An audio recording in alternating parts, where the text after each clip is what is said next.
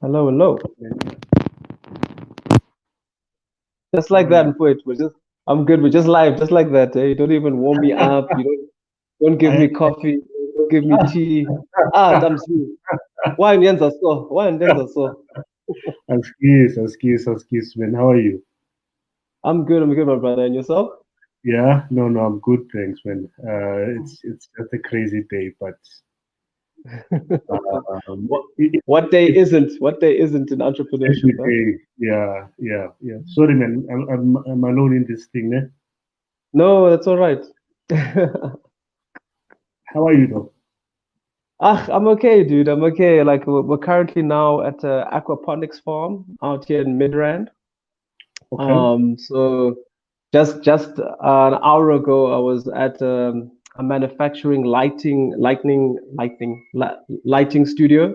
Yeah. It's a South African company that's basically making lights for all different kinds of climatic places or Okay. horticulture, from your BMW showroom, etc., etc. So it was really Wow. interesting. It's actually one of our partners in our company. Oh, that's cool, man. That's cool. Mm, mm, So mm. you said not, you seem to be quite on the road, like unlike some of us who are just sitting in one spot. No, You spend up. I, Yeah. no, I do a lot of sitting. Hey, so I mean, like, there's certain days that we decide when we're gonna go out. It's like Mm. tomorrow, I've got like 5, 6 meetings in Pretoria, in Hanops, all over the place. So it's just basically growing the ecosystem because we can't really do that just from our laptops. We have to go Yeah, out there, definitely. shake hands, meet people. Get to look at the whites of their eyes. Yeah. No, that's true. That's true, man. Anyway, thanks. I really appreciate you making yourself available. I think when you reached out the first time, that is, before we met and I came to the campus. Yeah. I think as soon as you told me what's the subject matter, I was like, yo, this is exciting. It's something Yeah. that we've got as a BrownSense, but because of resources, capacity, and all that, Yeah. we just never got to doing it. But partnering and working with someone that is an expert has always been, a critical thing. But before singing in the meat of the matter, can Yeah. you please, Yeah. tell us who's Mr. Sure. Siboto and where you hail from? Yeah. And yeah. Cool, man. So igama lam nguLinda Mziwe Wonga Siboto. And I know this Siboto thing is a big thing up at Joe's in the KZN. But Nandili Shrubi slash Yeah, Xhosa, because my mother's Xhosa. So Usmoto doesn't mean the same thing that it does mean in isiZulu. So I yeah, understand that. So I'm very proud of my surname and Usmoto. It's not my nickname. A lot of people think it's my nickname. yeah. But yeah, so that's my name. Yeah, I'm 40. What am I now? 41 years old. Father of two. husband to Wow. one currently. Yeah. And yeah, and I'm based here now in Johannesburg. Yeah. Originally, the beginning of the year, we were still in Cape Town. I've been most of my life in Cape Town. So I've got lots of things to share about Cape Town. But you, I, Joe, up at Josie. Hi, guys. It's rock and roll here, hey? Yeah. Oh, I Traumatizing. How do you find the it's, switch? How do you find the switch? So, what? Cape Town to Joburg. It's two different countries, eh? I don't want to lie. It's two different countries. Firstly, everyone's black here. Like that's the first thing that I noted. Everyone Yeah. is black, and people ask me, "What do you mean everyone's black?" Everyone's black. Anywhere I go, everyone's black. I go to Santon, everyone's black. I go to what's the other Santon? There's Bryanston, everyone's black. It's like, what do you mean? Everyone's black. Like everywhere in Cape Town, are Yeah. there no black people in Cape Town? I'm like, not really. And if we are, we're hidden. We're Yeah. hidden from the rest of the world. Yeah, yeah, yeah. So that's the big difference. But then also, I think in terms of business and commercial wise, this Yeah. space at Joburg, I can see why people make it here after leaving Cape Town. Yeah. I think because culturally, Cape Town is very much a niche on its own. Everyone's very cliquey. Even other people in the same cultural groups also complain about that. But Yeah. here, it's like Dilithlubi. I mean, you and me are like, I mean, for the last the last couple of weeks, you mean like brothers now, just out of a Sunday. But we just met like recently, and we're working towards building things. And I think that's what's missing in Cape Town is that social cohesion, but then on top of that, with the commercial aspect. Because why siyadibana, why siyahlangana is because we Yeah. want to build something bigger than ourselves. Yeah. And unfortunately, in Cape Town, having spent like most of my life that side, I could never find that tribe. There would be one or two people I would find, but most of the time it would be very hard to develop substantial things. Yeah. So that's what I Mm. find is the biggest difference. Yeah, yeah. Yeah. It's Africa here. It feels like Africa. Wow. No, Yeah. that's Also, an interesting take because because sometimes, and I suppose that's how social media is. I've mm, had those that angle in terms of I'm a clique and all that. You mm, know, mm. definitely not something I've experienced because when I'm in Cape Town, I'm there for a reason, Yeah, for a few days, 3, 4 days, whatever, in and out. Never long yeah. enough to experience, Mm. what that feels like or looks like. No, 100. Whereas you look at the social media scene, especially when Mm, they talk about entrepreneurship and all that, it mm. looks like, oh, wow, all these cool kids, buying a startup and so on. They're Yeah. all they all look wholesome and stuff. Yeah, well, Mm, mm, mm. but the experience, and you are confirming something that I've heard a number of times, but you've Yeah. also, I think you've taken a step further, in terms Mm. of giving a pretty good idea in terms of what that feels like. Yeah, Um, it's hard to infiltrate, if it's like I mean like I've been here now, what is it now? We're in October, so it's like 10 months I've been here in Joburg. And the conversations, like just the inner circles that I've been allowed to enter, because people here don't see themselves as, I guess, in the sense that, okay, look, I need to do business and I have to speak to mm, Ulinda, Maniteta and Ulinda, whether I am Sol Kersner or whoever. yeah, I've met quite a few wealthy people I've had conversations with, and I know in Cape Town, I mean, they keep themselves to a certain space, whether it's in Camps Bay or Somerset West, whatever, and it's very mm, hard to actually enter those circles unless you have someone bringing you in. In this case, oh, it's random. I will call the person up next thing I have a meeting, and that's yeah, sort of like the difference that is there. And also, a lot of people in Joburg criticize a lot of black people in Cape Town, saying, yeah, "Kutheni nina nizami, kutheni kunzima, solo kunzima." Why? And yeah, it's sure, because there isn't that energy, And if it is, yeah, in Lokshin, at least there's things happening in Lokshin, but some yeah, people want to get into town and industrialize what they're doing and sure, commercialize it to an extent where it becomes like a brand that everybody knows as a household. That is yeah, very difficult. Like if you can make it in Cape Town as a black person, or not even as a black person, as any person in some sort of business, you've done quite a bit for yourself. Up at Jose, I'm not saying it's easy, but at least mm, you know where to go to find the people to do the thing that you need to do. yeah, yeah. No, that's awesome, really, really awesome. So, tell us how then you maybe before we get there, just your Yeah, background in terms of the business yeah. space. and then how you find yourself getting into the cannabis space. Right. Okay. Okay. I'm glad this is a podcast, not a radio interview, because hi, those things are quick. Those 5 minutes. So essentially, I first started, I guess, with my journey in entrepreneurship when I was about 12 years old.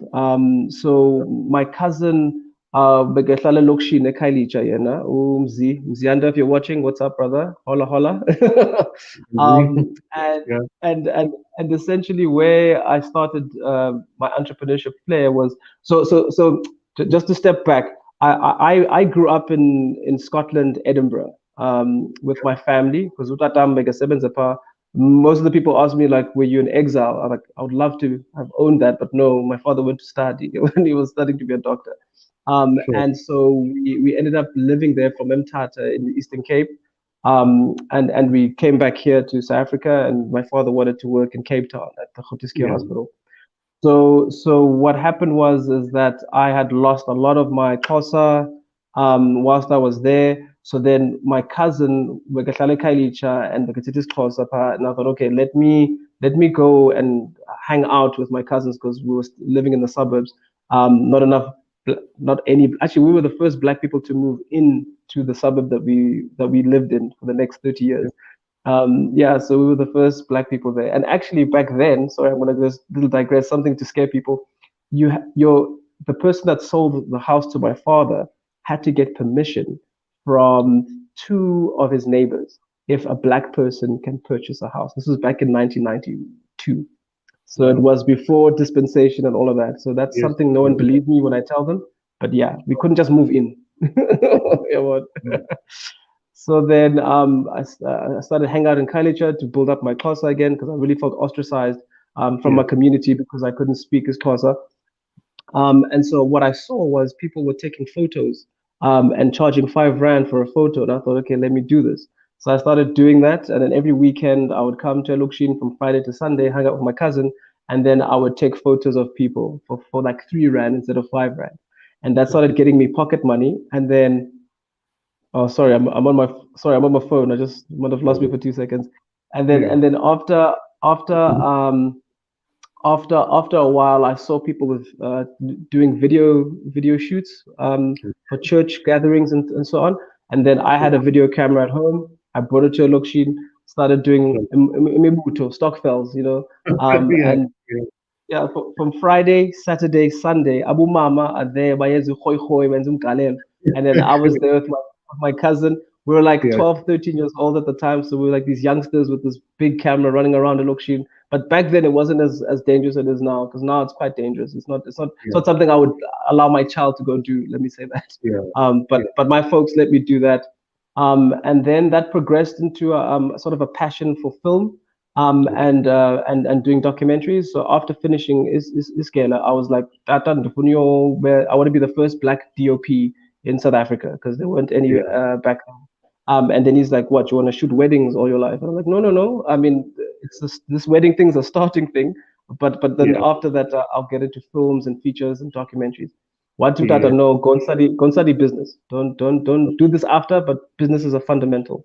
And then business came, and then I just had a bigger vision of starting my own online TV station, because this is, I guess, what education does. It makes you expand your mind and want to do more things.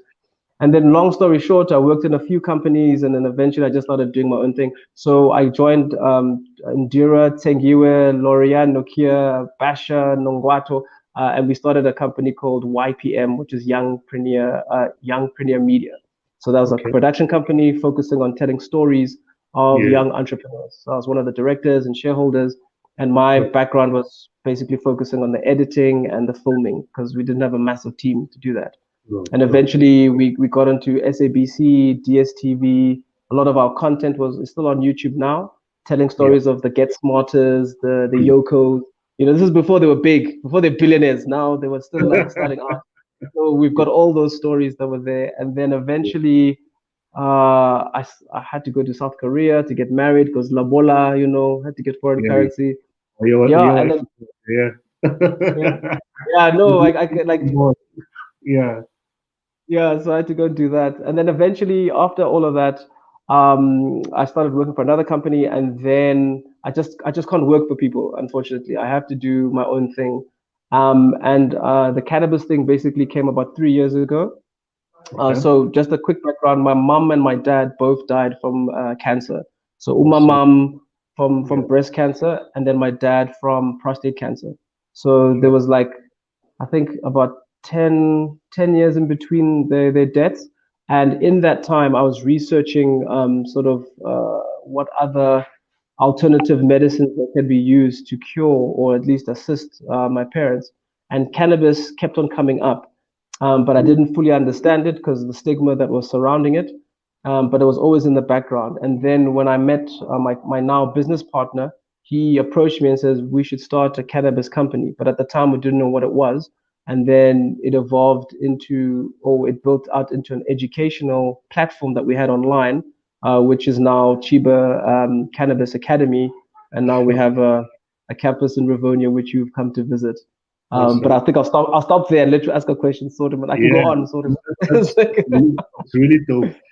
I think let me just take you back to Mm, the I think you said YPM. Is that back when yeah. you reached out? Because remember Yes. we've had a meeting before when Yes. BrownSense had a market Cape Town. That's correct. And That's you guys correct. you did some shoots there. Yeah. Uh, Yeah, we did. Hmm. which one day I hope I will share. You know, we I think I did send you the link Yes, where you did for yeah, BrownSense TV. Yeah. Mm. yeah. Okay, so this is you know I know that I'm probably not the first person to say this, but this needs to be documented, not just as a podcast or video or whatever, but some book somewhere needs to exist. Okay.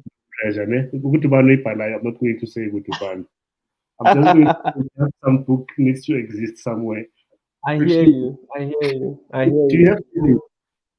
Sorry, do I have? Do you have siblings? Angizwanga ukhuluma ngama-siblings. You mentioned the cousin. Oh, yeah, Yeah. yeah. No, I've got a younger brother of mine, Oh, Usandi. He's oh, my younger brother. Yeah, but he suffers from bipolar and schizophrenia. oh, shit. So he was diagnosed when he was 16, 17. Yeah. So yeah, so the funny thing though is that because of this cannabis journey that I'm on, Mhm. I've now found out that I mean some of you might know magic mushrooms. Mhm. And the medical term, I guess, is called psilocybin. And those magic mushrooms now are what currently are being used to treat Yeah. people with post-traumatic stress disorder, with people with a severe depression, and people who have schizophrenia and bipolar. They're actually Wow. doing trials now. So in some ways, looking for, I guess, a cure for my mom, because literally the day that my mom died, or a week before my mother passed away from her cancer, I Mhm. had found a person who was selling a THC oil. Obviously, we all know it's illicit, but he said he could supply that with me. It was like 2 or 4 thousand rand. I can't remember, Mhm. but nonetheless, I was like, look, if this could help my mom, it doesn't matter how much it costs.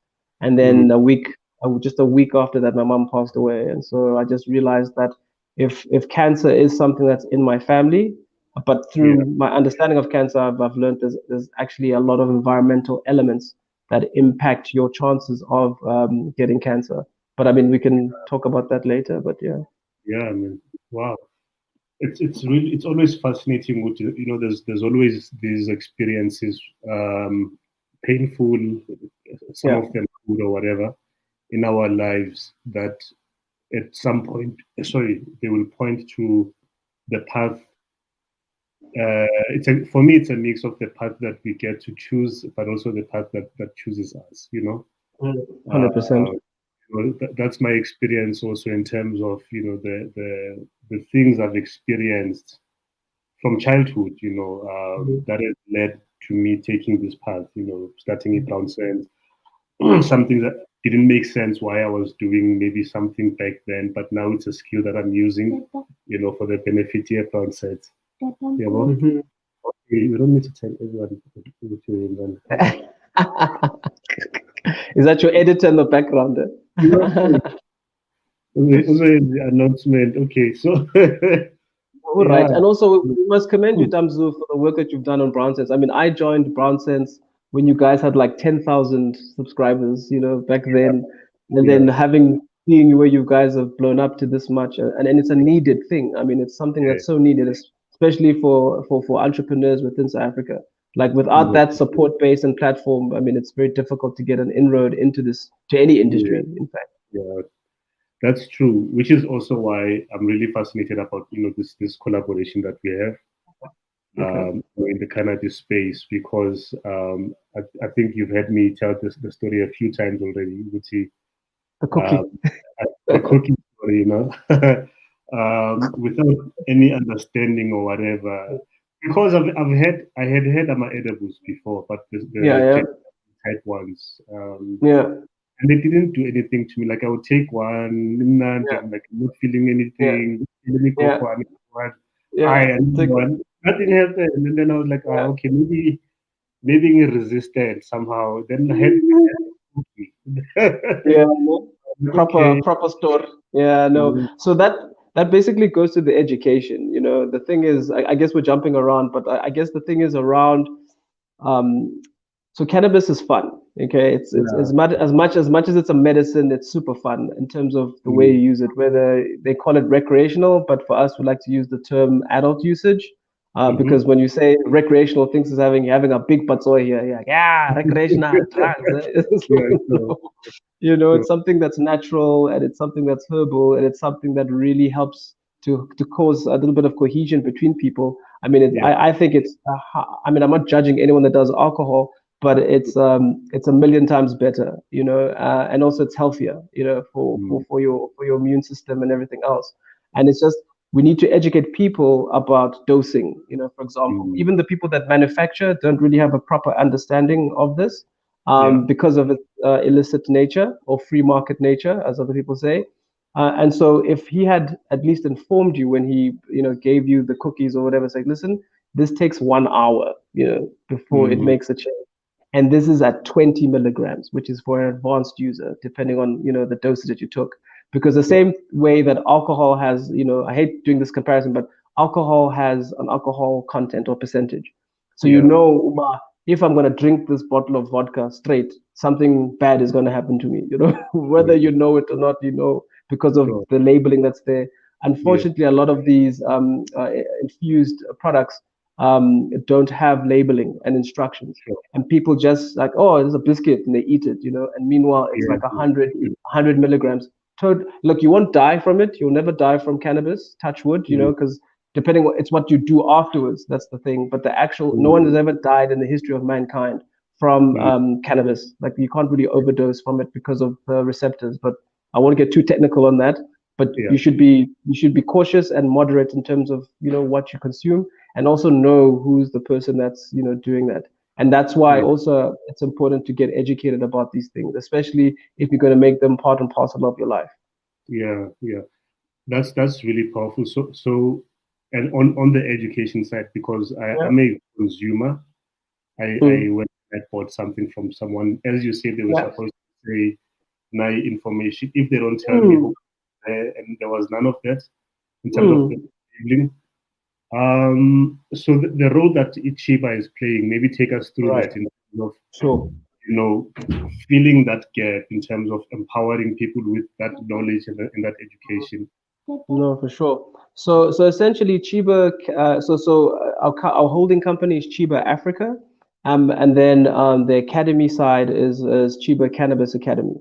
And essentially, how we started off was we were an online. We still have online courses for people who want to access credible, ethical, medical, or yeah, even medical training. We basically have a platform for that because of the illicit nature of and the stigma around cannabis. People Yeah, haven't really gone to the extent of creating formalized education around it. I mean, there's a lot of YouTube videos that you can watch about growing, people who want to learn how to grow. And I think just to sort of step back in 2018, there was a Concord ruling that occurred. And a lot of people don't understand this ruling, but I'll explain for our viewers to sort of understand. So in 2018, it was decreed by the Constitutional Court that anyone, any adult South African, can grow and consume cannabis for their own personal consumption at home. So in your private space, you can sit there and you can basically grow cannabis, but for your own personal use. Yeah. So then the government was given, I think, 2 years to respond, or 18 months to respond to this, because now they have to make that a law now, because that's what governments are supposed to do. And they're about 4 years late now, because now it's 22 now, and we still haven't been given a proper sort of like alignment of what the legislation is. Now, does that mean I can sell cannabis to anyone I want because I can grow it? No. Any product that contains THC, which is the psychoactive component, you need to have a license to sell it, and you wouldn't be able to sell it even locally. You'd have to export it to another country. Those are sort of the parameters around that. So with us as an education brand or education campus, is that we, number one, want to empower people who want to grow at home. So if you're a home grower and you want to learn about growing through a systematic system, through our platform, yes, you can do that. Yes, you can go to YouTube and pick up stuff, but ultimately you're having a stacked learning experience and a journey so that you understand why and what, and also the fundamentals around that. And then secondly, we've got a commercial industry that's at its infancy and it's developing, and people investing loads of money into building their own cannabis facilities. And the challenge is that people assume because it's weed that it should be easy to do, but this is farming, Buffett. It's not different from maize, tomatoes, and all that. And the complexities around it are very quite deep. And you're not having that. Even guys who've been growing for 10 years or whatever, who are seasoned, when they grow at scale, it's a whole different story. So I would say, are the gap in that, because we have assembled subject matter experts who can come in and basically help equip you and also help you build out what you need to do. And also same with your home growing, you can come and do online courses or actual contact courses with us that can allow you to sort of expand your knowledge and also grow your network.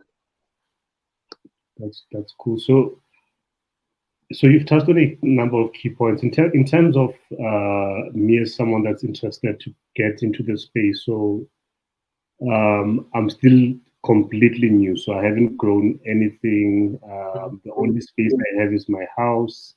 Yeah. I live on the 4th floor in a building, so I don't have a garden space in my house. Right. Where do you suggest I start in terms of my journey into this space? Okay. Yeah. So firstly, do one of our courses. So we have a Grow 101 course that we have. It's fairly affordable. I think it's 1,200 or 100 Rand.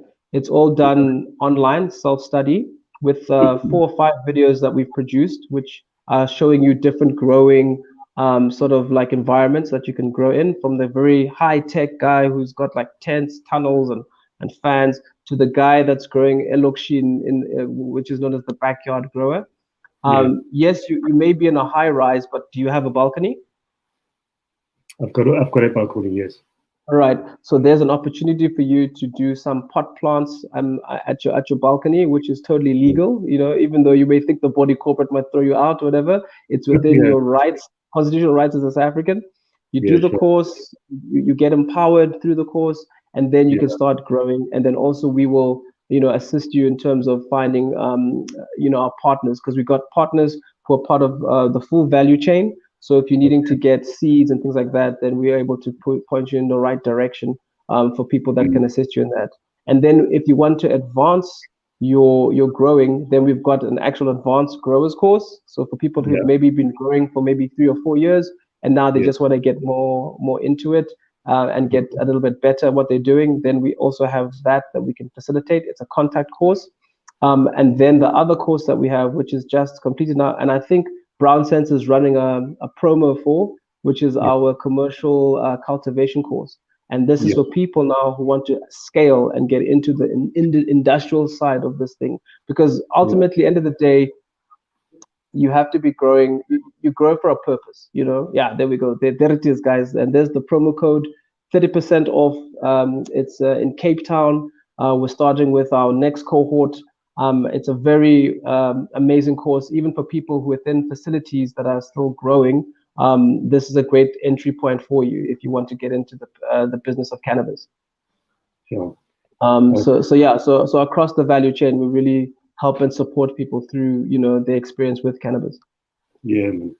So you mentioned something earlier, excuse me, about the I think it was around THC and that it cannot be sold in the country, but only exported. Does that only apply to THC or any other product that I manufacture? I don't know if manufacture is the right word, but I create out of my cannabis. Yeah, so we've got CBD. So a lot of people are using CBD oils. You know, those are sold at Discam, Clicks. You know, all pharmaceuticals and so on.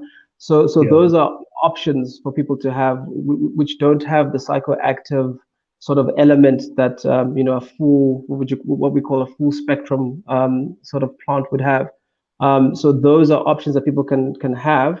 But the challenge that we also are facing with this is that the products which are on the shelf currently that are allowed to be sold don't have the efficacy that you would have in a full plant extract, and I'm meaning with THC.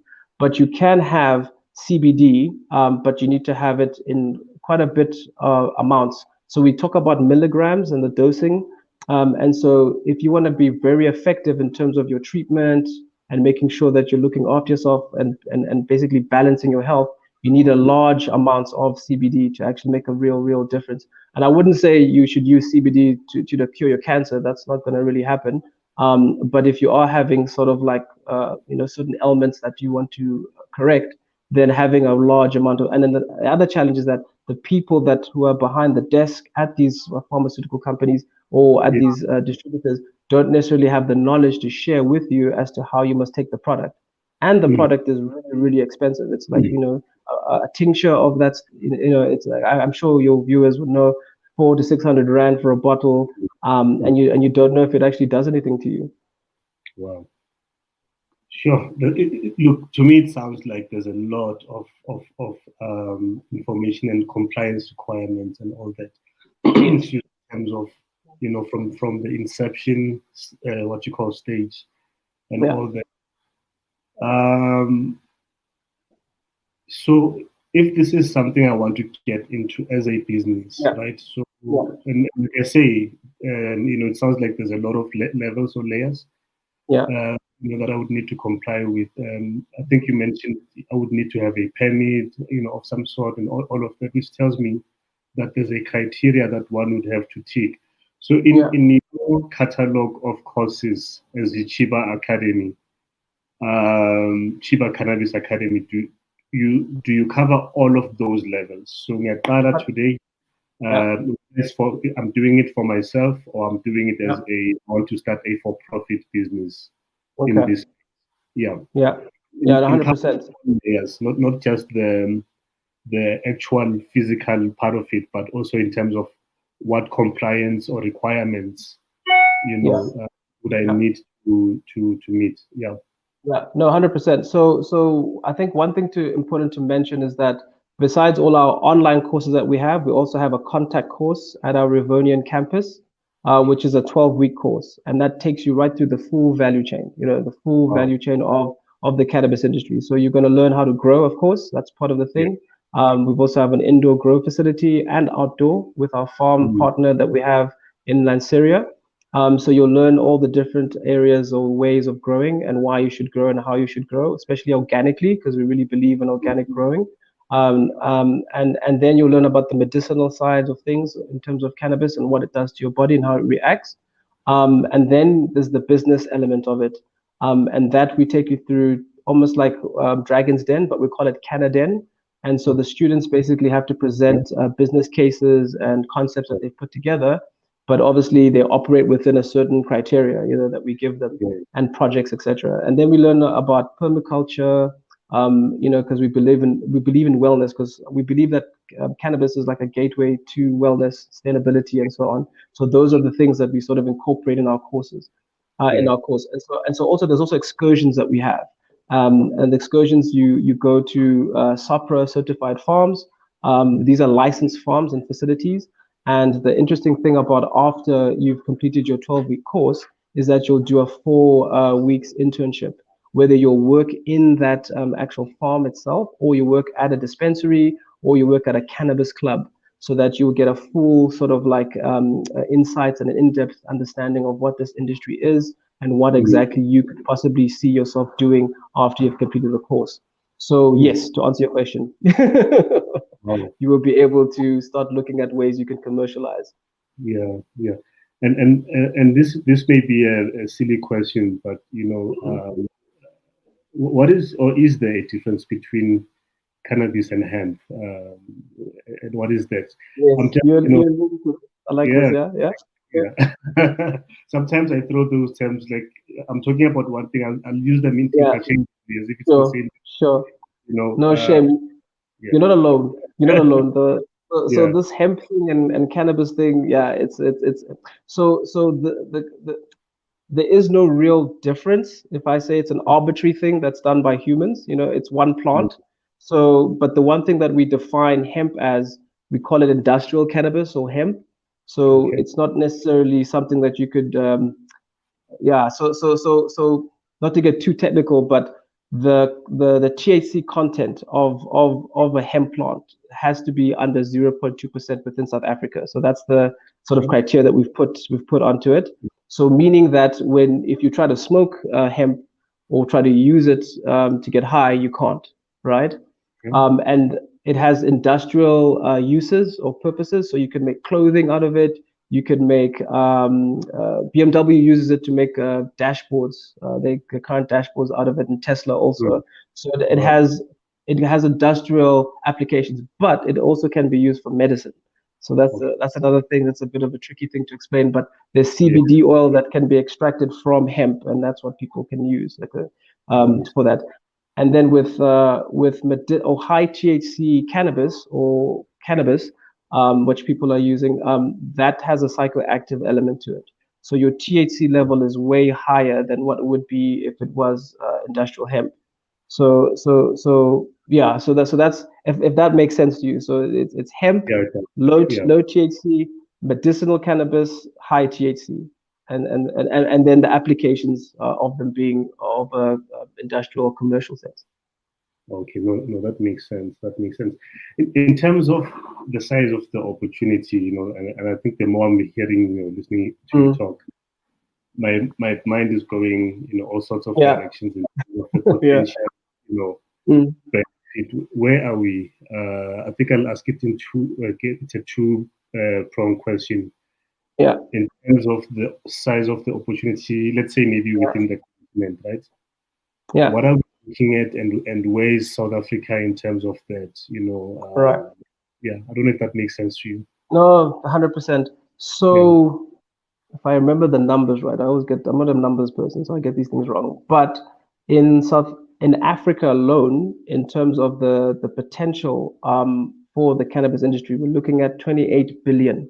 I don't know whether if it's dollars or rands, but it's 28 billion is the number that we're looking in terms of the opportunity. But that was done by Prohibition Partners, who are a think tank who are around cannabis, so that they basically publish a lot of their findings and insights, and they're based in the UK. And so this is what they did. But this was pre-COVID, before we had COVID.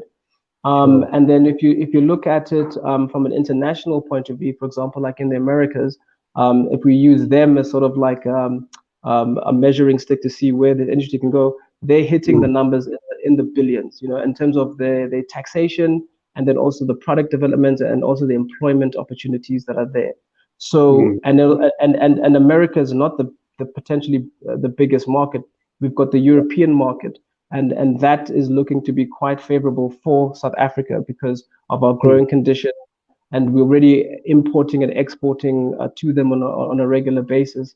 And so the opportunity for it is quite sizable. That's why I guess a lot of people are entering the industry itself, But the challenges that we have in the industry is around legislation, and then also industrialization, and then also knowledge.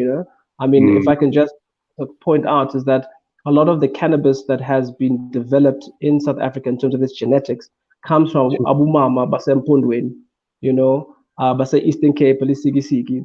That's where the richness of our heritage in cannabis comes from. And unfortunately, due to, I guess, commercialization and capitalism, they've been sort of left out in the cold, even though they're the people that have put us as Africa or South Africa in the forefront in the minds of the internationals in terms of the quality of cannabis that's coming out there. So they've been left behind. So when you guys were like Abu Sleiman, buying the Sukapa and Pundunland, and if it was good, you knew it came from there, Transkei. And that's what they say overseas. I mean, if we can just diverge a little bit, there's a genetic, a very famous one that's in California. It's called Girl Scout cookies. 45% of that genetic is Durban poison, but it's an internationally renowned genetic. Everyone loves it. Everybody knows it. It's making a lot of money, but that money doesn't participate back into South Africa, even though it's our strain, that's part of that. So these are the things that we were sort of not told about and still not. And that's what the South African populace needs to understand, is that just like maize, just like wheat, wine, grapes, cannabis has the potential to be that commodity that we can export to the rest of the world to enrich our country and industrialize and alleviate poverty and improve health. I mean, the one thing about hemp, industrial cannabis, is that we can create hemp bricks, like I showed you at the campus. You can make hemp bricks. Immediately, you can alleviate, the growing housing shortage that we have in our country. Just by utilizing this, and it's sustainable and environmentally friendly. I mean, it's got all these pluses, but like this deal, I mean, one of the apartheid laws that still is in place is the one that the judiciary uses to criminalize people who want to consume or trade in cannabis. So hemp and cannabis you cannot trade in. That's why, because the judiciary hasn't changed the law or hasn't amended it. And when you're a lawyer, you know these things, so I don't have to explain them to you. No, I don't know it. I don't know it all. You mentioned Abu Mama. What's the name of the area? That's Eastern Cape, basically. Yeah. What do we need to do as a group, to make sure that people like those are not left behind? Firstly, secondly, they get to benefit from what they're doing, because the way and what I'm seeing is this industry will blow up, and a lot of people, like people to be specific, will be left behind. And I think if ever there was a time to get in, this is it right now, in terms of plug in before the train is moving too fast and it leaves you behind. What did you see done, from that perspective, and ensuring that as a group we don't see a repeat of what we've always seen around our things being appropriated, like our food, our songs, and so forth. For sure. So firstly, government is there to help the people, right? In my understanding, when someone takes up office, they're there to protect my rights, and they're there to help expand my livelihood, and make a better legacy for the children or the youth that will come after us. So with government, what they can really do is, firstly, around the legislation, that needs to be sorted out and corrected so that people can actually trade freely without being arrested and criminalized. Like that needs to be the first sort of port of call. Then after that, your platform, for example, you have over 200,000 people on there. Once products are coming out of the Siki and Pondoland and so on, let your community support those people, support the growers, support the people that are creating products on there, because then that way you increase the economy of that area. Because a lot of these people for decades have been living on the proceeds from cannabis. people who are lawyers today, people who are in business, people working for banks and things. Their parents and their grandparents harvested cannabis to support their livelihoods. And currently, their livelihoods are being decimated now because of the fact that there is no support, and also because no one's thinking about channeling and using their skills and knowledge that they have acquired over the years to help bolster this industry.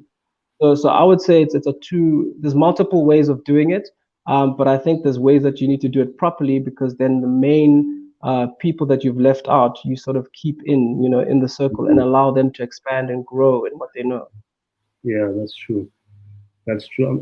And I think I'm glad you touched on that in terms of the government's responsibility. Because I think the next thought is, when has government ever done something of itself, unless if it benefits government or whoever that they want to. Yeah. I enjoy you because I'm scared. Yeah, my name is here. People know where. Yeah, so we can do it offline. So offline is that. It was me. It was not really in that. So no, but look. I'll make an example outside of this industry. We in the ICT space. I became an admitted lawyer in 2006, and then worked at this law firm. So I did my articles at a different law firm. It was a one-man law firm. I was everything there. I was a messenger. I was a candidate attorney. I was a bank drafter, like all sorts of things. This guy didn't want to do the made a point to which, I'm not going to practice at this guy's firm. So I secured a place where I would work once I was admitted, which was a commercial law firm. They specialize in media law, ICT, and so forth. And that's when I started getting exposed to Intozabo ICASA and all of that from a regulatory perspective or legal perspective. And that's when I first heard of the term digital migration. And at the time, the then Minister of Communications, I think it was Kasapuri. I think that was her back then. They had, I don't know what they call it, but with an organization called ITU, which is like a United Nations type body, but for the telecoms. I think it stands for International Telecommunications Union, something to that effect.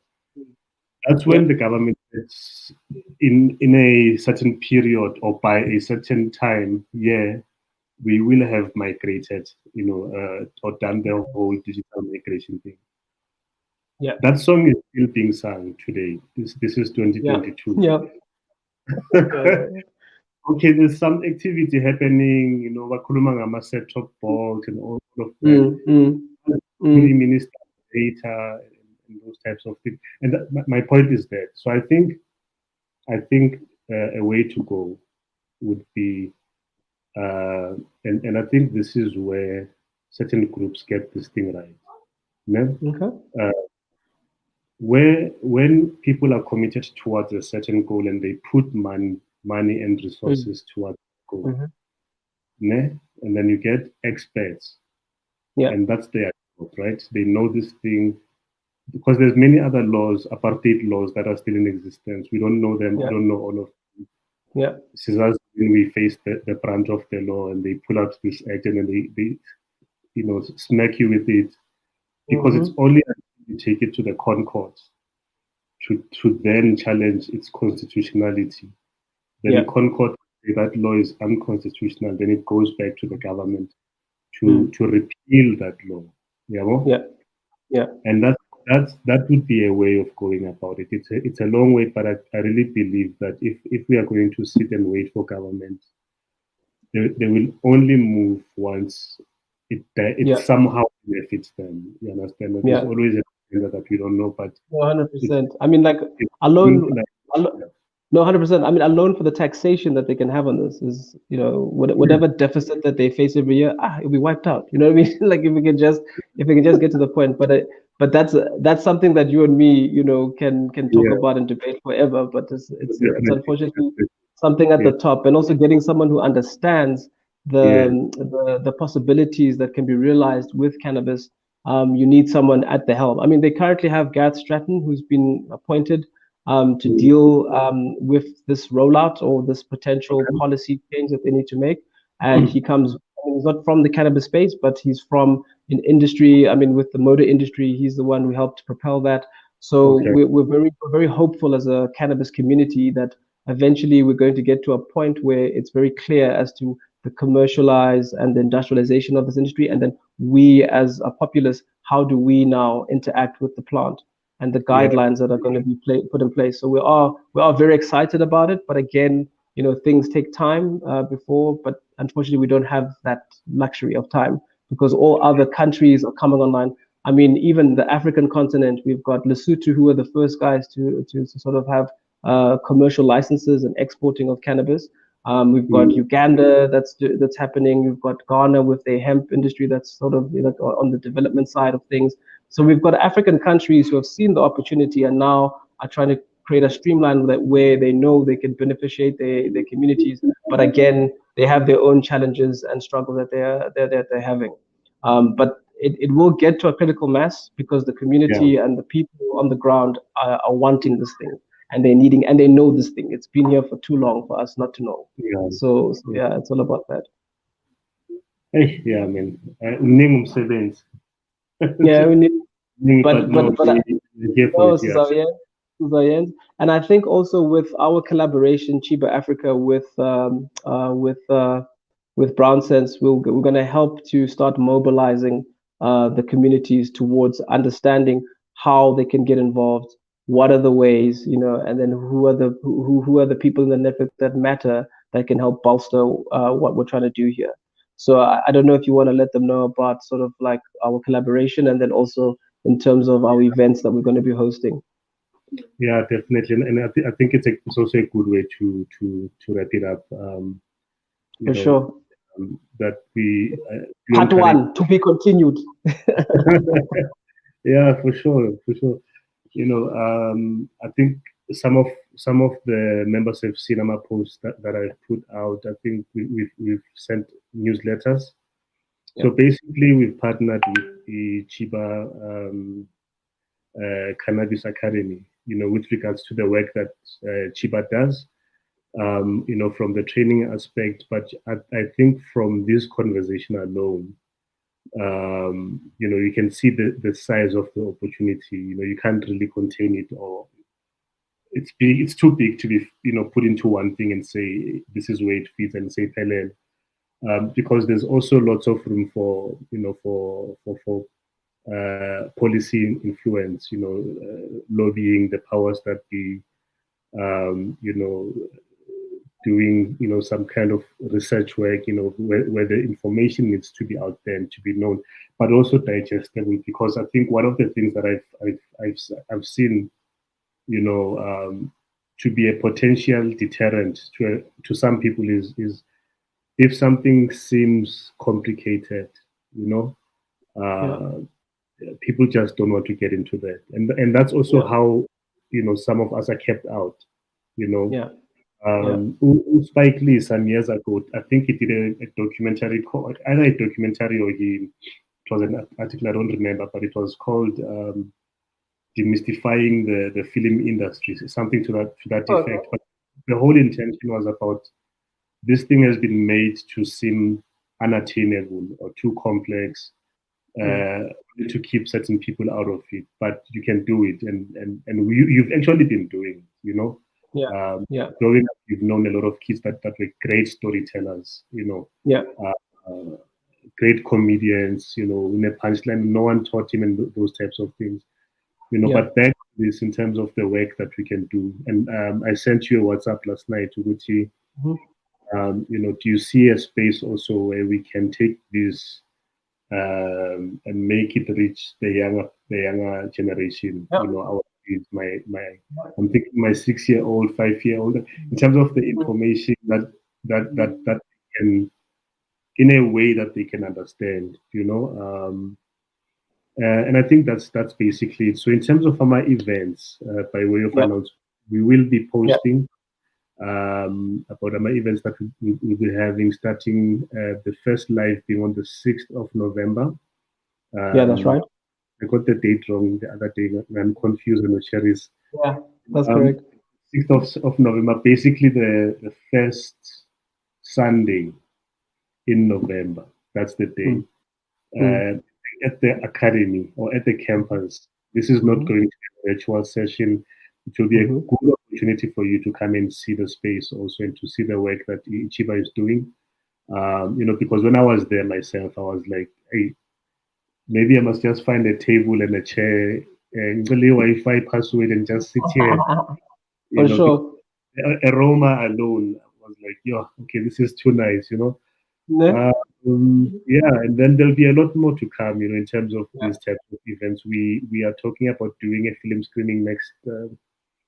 I think you said next year. Yeah, 100%. Yeah. Yeah, I know for sure. Thing. I'm encouraging everyone, to take part in this. On today's Wednesday. On and I think Friday we'll be announcing probably Monday will be the marketing. Yeah. No. On Monday, I put up a post about an opportunity in Newcastle. In the group on Facebook, and there's also an article on our e-commerce platform. Let me share the link here. Okay. Where we talk about this. So basically, I'm just going to touch on a summarized version of this opportunity. There's a black farm where they grow hemp in Newcastle, and they are looking for people that will invest in 2 hectares per group. It can be per individual, if people can meet that requirement. And this would be a good way if you've been thinking about getting into the space, the hemp industry. So the article or the post is entitled Black Industrialization of Hemp Industry. Oh, my subject email, my email subject. No, I'm not gonna steal credit. Fine, I give it to you. So the link is scrolling soon across the screen, and then I'm gonna add it as a comment as well, so that people can click on this as well. But otherwise, my recommendation is that do look out for these types of announcements. They are easy to miss, because it's not something as, hey guys, there's a market. This is like kind of low key, but the opportunity is huge and life changing. That's all from my side. To be honest, I think my encouragement to you guys is keep your eyes on the ground. We do have a link in the group, which let me edit here as well. So what we do in the group, because Facebook and its algorithm, some people don't see everything that we put out, man. Which is why you'll find that we keep on putting stuff, like some of it almost every day, different times. Then maybe someone will be like, "Hey, these people they're spamming us or whatever." Where is this link now? Here. So basically, this is a Google form link that we use to encourage people to complete. It's basically a list where you can add your details. From now and then we send them a newsletter or an email, where we announce certain things. So this is a guaranteed way. Now I can't see it, but it's also because I'm talking while I'm looking for it at the same time. But basically, it's just to encourage you to sign up and say, look, you might miss it in the group, but please make sure that you sign up so that it's in your inbox. Okay, I don't see it.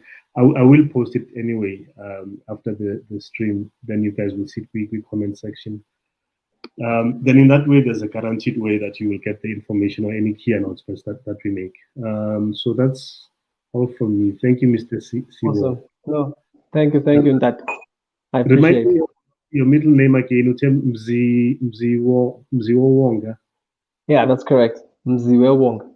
Yeah. Mziwo. What does It's it a mean? spare our pride. Our pride. Powerful. Yeah, Cool. it's an old school name. Old school name. Yeah. No one has his name except for me. Yabona nami I need to learn isiXhosa because mina Xhosa was Soweto, so you are with, Ne? so I'll pick Hayi. you. Kodwa igrand imotsha. Iblind. Yeah. Sure. No, Ciao, thanks. Dad. Ne? Cool, man. Sharp. Cool, man. See you soon. Sharp, sharp. Okay. Bye. All right. Thanks everyone for joining us on a Thursday afternoon. As I have promised, I will share the link. I normally let the stream to run for about 2-3 minutes after we've done the interview. I will see you tomorrow, 7 p.m. With Derek U. Ndim. I'm gonna ask him about that surname because it sounds closer, but it's not closer. Anyway, guys, enjoy your day, and thank you for joining us. Bye.